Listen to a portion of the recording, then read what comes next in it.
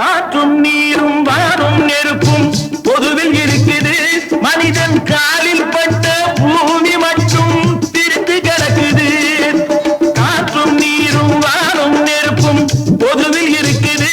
மனிதன் காலில் பட்ட பூமி மட்டும் பிரித்து கிடக்குது.